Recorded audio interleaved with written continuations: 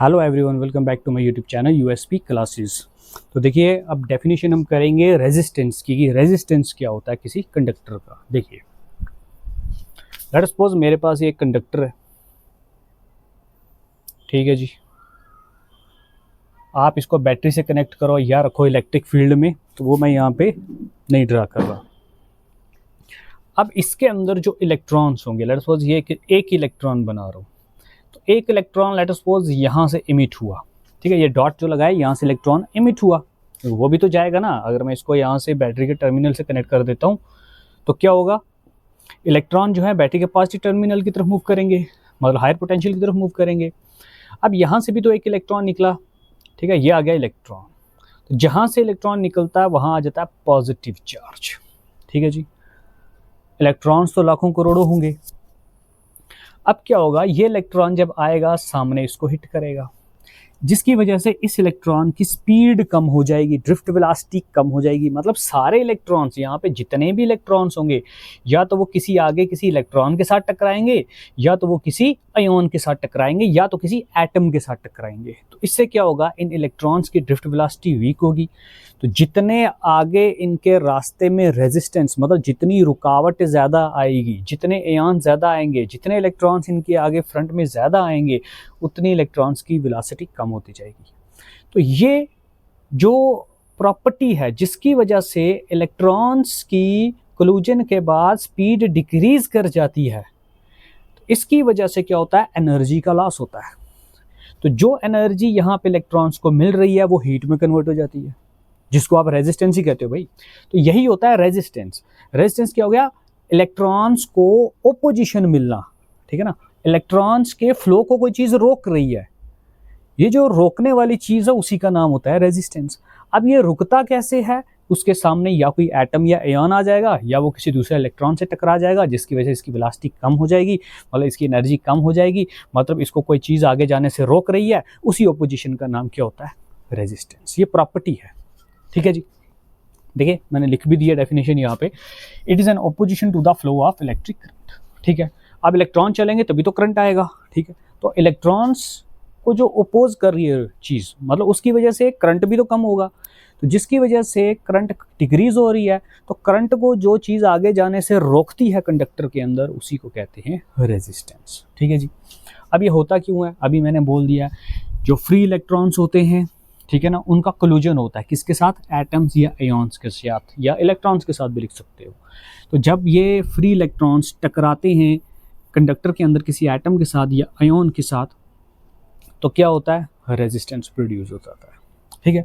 Mathematically according to Ohm's law, Ohm's law के गाड़ी हमें पता है रेजिस्टेंस होता है V/I के इक्वल, ठीक है।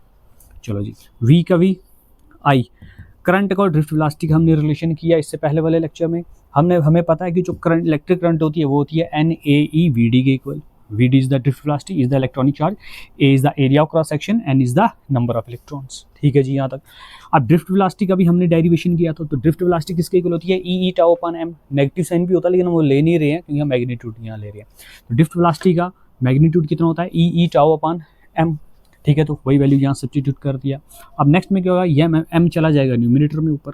अब ये जो V है, अब V किसके इक्वल होता है, EL के। क्यों, हमने पढ़ा है E होता है potential per unit length, EMF क्या होता है, पोटेंशियल पर यूनिट लेंथ। यहाँ से अगर आप पोटेंशियल का वैल्यू निकालोगे आएगा EMF multiply length of the conductor. वही मैंने लिखा, V की जगह लिख दिया EL। ये M जो डिनोमिनेटर का भी डिनोमिनेटर है, उसको आप ऊपर भेज सकते हो न्यूमिनेटर में, तो वो यहाँ पे हमने लिख दिया। हमारे पास ये एक्सप्रेशन आ गई। अब देखिए, इसमें EMF और EMF ये तो कैंसिल हो जाएंगे, बचा मेरे पास ml/NAE² τ।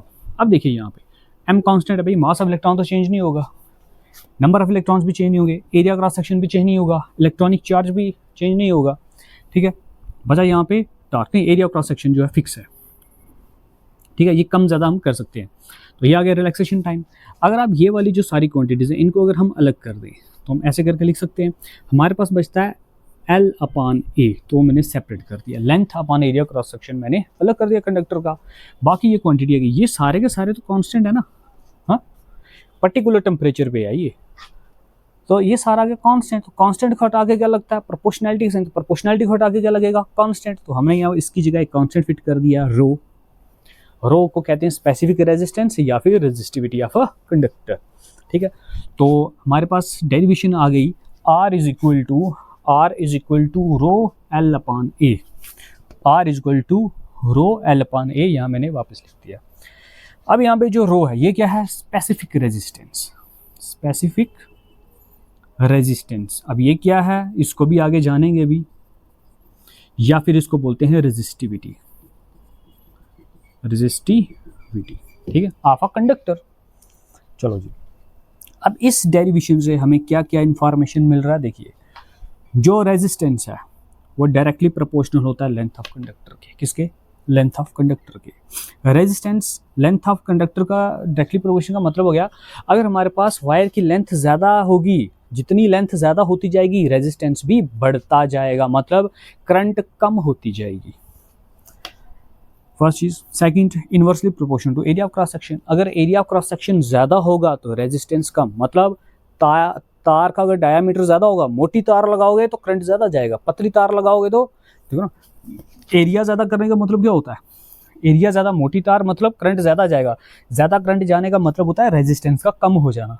मोटी तार होगी रेजिस्टेंस कम हो जाएगा, पतली तार होगी रेजिस्टेंस ज़्यादा हो जाएगा। तो एरिया के इनवर्सली प्रोपोर्शनल है, मतलब अगर एरिया क्रॉस सेक्शन ज़्यादा होगा रेजिस्टेंस क्या हो जाएगा, कम, मतलब करंट हो जाएगा ज़्यादा। इट मीन्स, इसका ऐसे भी लिख दो, इसका मतलब जो करंट होगा वो मैक्सिमम मतलब ज़्यादा हो जाएगा। अगर एरिया कम होगा, कैसे कर लो, अगर एरिया हम ज़्यादा रखते हैं तो रेजिस्टेंस कम मतलब करंट ज़्यादा। अगर एरिया कम हो गया रेजिस्टेंस ज़्यादा हो जाएगा तो फिर करंट भी क्या हो जाएगा, कम हो जाएगा। ठीक है ना। और आर ये डिपेंड करता है नेचर ऑफ मटेरियल पे, जो आपके पास वायर है वो बनी किसकी है। आप सिल्वर की वायर यूज़ कर रहे हो, एल्यूमिनियम की कर रहे हो, कॉपर की कर रहे हो, किसकी वायर यूज़ कर रहे हो, उस पे भी रेजिस्टेंस डिपेंड करता है। अलग अलग मटेरियल का अलग अलग रेजिस्टेंस होता है। ठीक है जी। अब देखिए नेक्स्ट एसआई यूनिट देखेंगे। अब इसके एसआई यूनिट होते हैं रेजिस्टेंस के ओम, OHM। ठीक है, जॉर्ज साइमन ओम के नाम पे रखे गए हैं ये लोग, ये इसका सिंबल आ गया। अब 1 ओम कितना करंट होगा जी, 1 ओम बराबर होता है, यहां से देखिए रेजिस्टेंस 1 ओम कब होगा, जब हमारा पोटेंशियल 1 और करंट भी कितना होगा, यूनिटी दोनों, मतलब पोटेंशियल डिफरेंस मेरा 1 वोल्ट होगा और करंट कितना होगा, 1 एम्पियर। 1 वोल्ट पोटेंशियल होगा और करंट होगा 1 एम्पियर। तो सर्किट में उस टाइम करंट कितना होगा, या फिर कंडक्टर में उस टाइम करंट कितना होगा, 1 ओम का। तो इसी को मैं ऐसे लिख सकता हूं, which implies 1 ohm is defined as 1 ohm is defined as if 1 volt of potential difference produced in a conductor by applying 1 ampere of current, 1 ampere of current. अगर 1 एम्पियर करंट होगी और कंडक्टर के एंड्स में, ये जो conductor है इसके ends में जो पोटेंशियल होगा इस कंडक्टर के अंदर, अगर वो हो गया 1 वोल्ट, तो इसका मतलब इस सर्किट का या कंडक्टर का रेजिस्टेंस कितना हो जाएगा, 1 ओम की इक्वल। ठीक है जी। अब नेक्स्ट, अब रेजिस्टेंस का जो सिंबल है, सिंबल होता है रेजिस्टर का, रेजिस्टेंस का ये, ठीक है, ये हो गया फिक्स्ड रेजिस्टेंस। और एक सिंबल होता है ये, इसे बोलते हैं वेरिएबल रेजिस्टेंस, वेरिएबल रेजिस्टेंस। ठीक है, एक होता है रियोस्टैट। तो रियोस्टैट क्या होता है, वेरिएबल रेजिस्टर ये होता है, हम यूज करते हैं एक रियोस्टैट। रियोस्टैट एक डिवाइस है जिसका वेरिएबल रेजिस्टेंस होता है, मतलब सर्किट में रेजिस्टेंस कम ज़्यादा कर सकते हो इस डिवाइस की हेल्प से। तो एक कंपोनेंट होता है सर्किट में लगता है, रियोस्टैट कहते हैं इसको। ठीक है, तो यह गया रियोस्टैट हमारे पास कंपोनेंट एक। ठीक है, तो एक हो गया रेजिस्टर। रेजिस्टर भी कंपोनेंट होगा जिसका कुछ रेजिस्टेंस होगा, ठीक है। It is a electrical component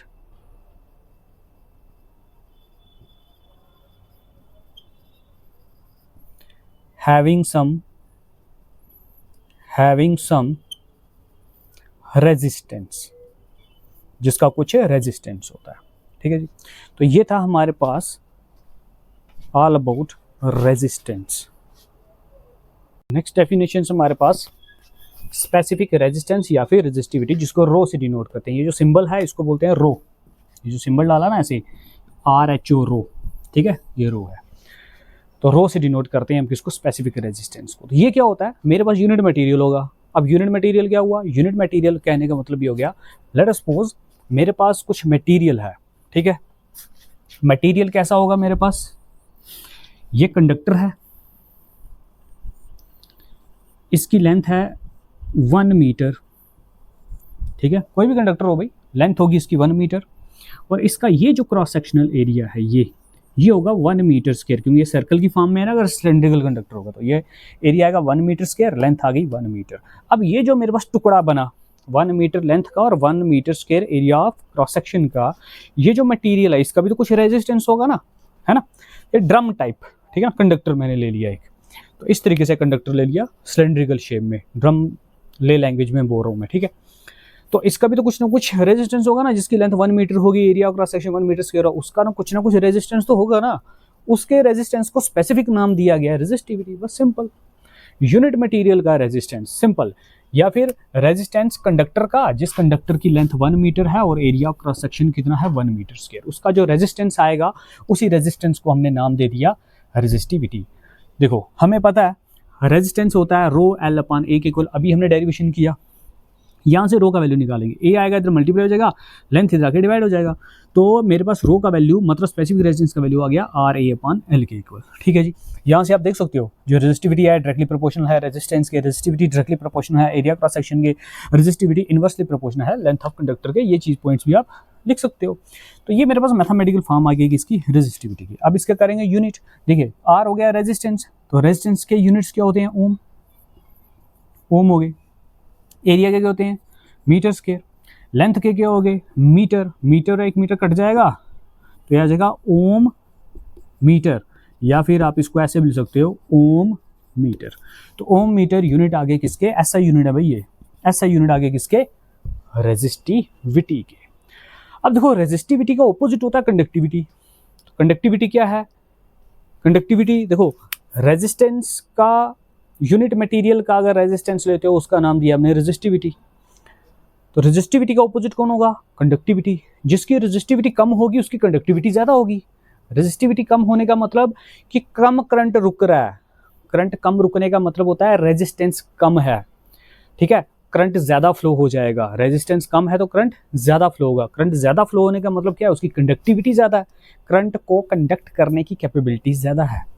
तो यूनिट मटेरियल की जो करंट कंडक्ट करने की कैपेबिलिटी है उसी को नाम दिया गया कंडक्टिविटी। तो रेजिस्टिविटी का रेसिप्रोकल या इनवर्स कह सकते हो क्या होता है, कंडक्टिविटी। इसको सिग्मा से लिखते हैं। इसके यूनिट क्या होते हैं, इसके होते हैं ओम मीटर। इसी का उल्टा कर दो, ओम का उल्टा करोगे MHO मो, मीटर का रेसिप्रोकल करोगे तो पर मीटर, इसके ऐसे यूनिट आएंगे मो पर मीटर या फिर साइमन पर मीटर। अब देखो हमने इससे पहले पढ़ा है रेजिस्टेंस, तो रेजिस्टेंस का जो ऑपोजिट होता है या रेसिप्रोकल होता है उसी को बोलते हैं कंडक्टेंस, ठीक है। रेजिस्टेंस क्या हो गया, करंट का रुकना, प्रॉपर्टी ऐसी कंडक्टर की जो करंट को रोकती है। तो कंडक्ट करने का मतलब ऐसी प्रॉपर्टी जो करंट को कंडक्ट करती है, ठीक है। तो रेसिप्रोकल हमने लेना है रेजिस्टेंस का, तो रेजिस्टेंस का उल्टा कौन हो गया, रेसिप्रोकल, कंडक्टेंस। भाई करंट कितना कंडक्ट हो रहा है किसी भी मटेरियल में, या देखो रेजिस्टेंस और कंडक्टेंस में आप जितनी मर्जी लेंथ ले सकते हो कंडक्टर की, लेकिन रेजिस्टिविटी में और कंडक्टिविटी में आपको लेंथ 1 मीटर और area of cross section 1 metre square ही लेना है। तो उस पर बात करनी, बस इतना डिफरेंस है। तो कंडक्टेंस क्या हो गया, रेजिस्टेंस को उल्टा, जिसका रेजिस्टेंस कम होगा उसका कंडक्टेंस ज़्यादा होगा, है ना। रेजिस्टेंस कम होने का मतलब क्या है, जिसका रेजिस्टेंस कम होगा कंडक्टेंस ज़्यादा होगा, मतलब करंट कम रुक रहा है, मतलब रेजिस्टेंस कम है तो मतलब करंट ज़्यादा हो गया, करंट ज़्यादा होने का मतलब ज़्यादा कंडक्टेंस हो गया उसका। तो इसके ऐसा यूनिट क्या होते हैं, मो, क्योंकि रेजिस्टेंस के होते हैं ओम ओम का उल्टा करके लिख दो, OHM का उल्टा करके लिख दो, मो बन जाएगा। इसी को साइमन भी बोलते हैं। तो ये थी हमारे पास कुछ डेफिनेशंस करंट इलेक्ट्रिसिटी की। देखिए नेक्स्ट है हमारे पास microscopic form of Ohm's law या फिर alternate form of Ohm's law हो गया, या फिर रिलेशन हमारे पास किसका गया, जे सिग्मा और ई के बीच में। ठीक है, जे क्या है, करंट डेंसिटी, सिग्मा क्या है, कंडक्टिविटी, ई क्या है, EMF। देखिए हमें पता है जो रिलेशन है करंट का और ड्रिफ्ट वेलोसिटी का वो ये होता है, पढ़ के रखा है, relation between current and drift velocity कितना होता है, NAEVD के इक्वल करंट के इक्वल। एरिया को यहाँ से उठाओ, लेफ्ट में ले आओ, मल्टीप्लाई वाला इधर आके डिवाइड हो जाएगा, आएगा current upon area is equal to NE, आगे गया VD, तो VD की जगह मैंने क्या वैल्यू लिख दी, पूरी VD की तो वैल्यू है, ड्रिफ्ट वेलोसिटी का हमने डेरिवेशन किया ना मैथमेटिकल, E टाउ अपन M, तो ये मैंने VD की जगह वैल्यू सब्स्टिट्यूट कर दिया। अब करंट अपन area, current per unit area क्या होता है हमारे पास, करंट डेंसिटी होती है, तो मैंने इसकी जगह करंट डेंसिटी लिख दिया। अब देखो यहाँ बच गया NE into E square, tau tau अपन M ये रहा, साथ में E जो था मैंने सेपरेट अलग करके लिख दिया। अब देखो अभी इसी लेक्चर में हमने डेरिवेशन किया था, जो रेजिस्टेंस होता है वो होता है M upon NE square tau L upon A के इक्वल। ये रेजिस्टेंस का हमने अभी मैथमेटिकल डेरिवेशन किया, इसमें ये जो चीज़ है इसको हमने क्या नाम दिया था, रो, जिसको हमने रेजिस्टिविटी बोला था, ये था रो, हमने यही वैल्यू निकाला। ठीक है, तो इसका मतलब ये जो रो है, तो रो किसके इक्वल था, रो बराबर आ गया M अपान NE स्क्वायर टाउ के इक्वल। ठीक है जी, रो का वैल्यू आ गया M अपान NE स्क्वायर टाउ, तो रो मीन्स रेजिस्टिविटी, तो रेजिस्टिविटी का रेसिप्रोकल कौन है, कंडक्टिविटी। अगर इसी का मैं रेसिप्रोकल कर दूं, 1 अपान रो कर दूं, फिर इसका भी रेसिप्रोकल करना पड़ेगा, NE स्क्वायर टाउ अपान M हो जाएगा, तो 1 अपान रो मतलब reciprocal of resistivity is conductivity. तो देखो यहाँ पे फिलहाल मैं ये तक जाता हूँ, आगे कंडक्टिविटी में इसको कंडक्टिविटी में ऐसे लिख देते हैं, एक ही बार वहाँ पे सब्स्टिट्यूट करके बताता हूँ। तो ये मेरे पास मैथमेटिकल डेरिवेशन आ गया। अब देखो मैं पहुँचा था यहाँ पे, अब ये जो वैल्यू मैंने लिखा ये किससे मैच कर रहा है, ये देखिए ना, रेसिप्रोकल ऑफ रेजिस्टिविटी क्या होता है, NE स्क्वायर टाउ अपान M, तो NE स्क्वायर टाउ अपान M किसके इक्वल आ गया, 1 अपान रो के इक्वल, साथ में E का E, तो 1 अपान रेजिस्टिविटी क्या होता है, conductivity, reciprocal of resistivity is conductivity, तो कंडक्टिविटी आ गई इसकी जगह। इसी को तो कहते हैं हम microscopic form of Ohm's law, मतलब कंडक्टिविटी को अगर आप EMF से मल्टीप्लाई कर दो तो करंट डेंसिटी के बराबर होता है, इसी को कहते हैं microscopic form of Ohm's law, या फिर alternative form of Ohm's law, या फिर आप कह सकते हो आपको अगर रिलेशन आ जाए जे का, मतलब करंट डेंसिटी का, कंडक्टिविटी का और EMF का, तो भी वो यही होगा। ठीक है, तो ये था हमारे पास microscopic form of Ohm's law.